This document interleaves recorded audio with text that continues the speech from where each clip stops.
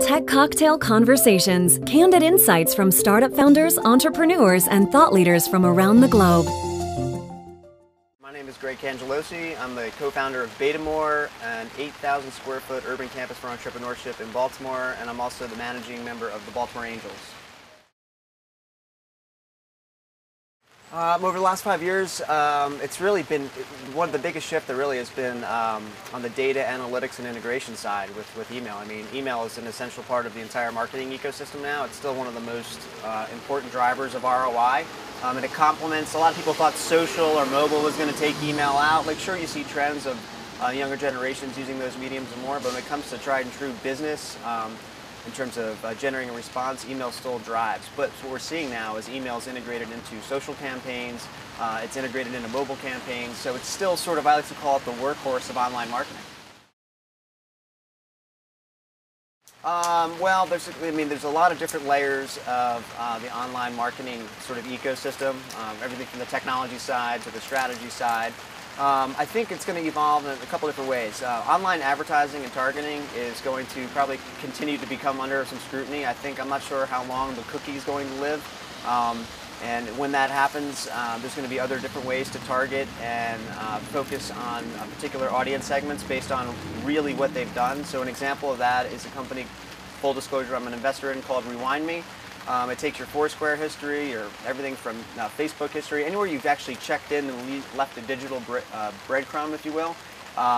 It's basically giving you a scoring algorithm based on, do you stay in the Four Seasons when you travel, or do you stay in the Econo Lodge? Do you eat at steakhouses, or do you go to the sub shop, right? And so it profiles you, but my point is that it's based on things that you actually did do versus an assumption that you might be interested in a particular product or a particular segment because you surfed a particular web page or clicked on a particular article. So we're starting to see innovation like that, that gets us out of the pure play sort of cookie tracking world.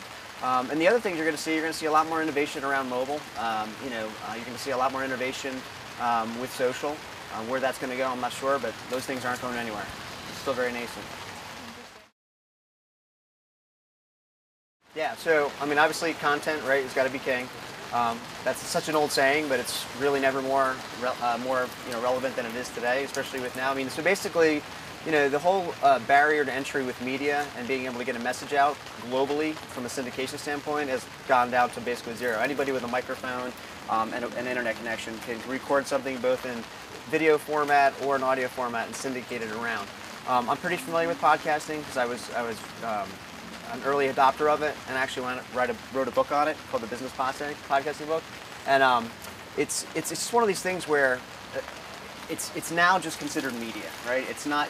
I don't even know last time I called it podcasting. It's just media. It's just a part of the media mix, and I think it's not probably for every company to answer your question. You need to have somebody who can articulate. If it's video, you need somebody who can be articulate and is charismatic on camera, somebody who's interesting and engaging. So having that internal champion for a company is absolutely key. If you're not, you're better off outsourcing that. But it's really all about the content. It's really about the story. It's really all about the added value. And where podcasting and new media really takes advantage of what its potential is when it's inserted into communities, niche communities that are either part of a bigger, broader thing. So, podcasts for example, I always listen to This Week in Venture Capital, right? Because I'm an angel investor. I like to see sort of the next tier. There's a whole bunch of us who just rally around that podcast because Mark brings amazing insight. It's like reading a daily newsletter. It's like reading the daily paper. You get your weekly dose of particular content. But to your point earlier, it has to be for the right company. You need to have the right pieces. But for what it costs now to push out a video or an audio message globally, I think everyone should think about it in their media mix.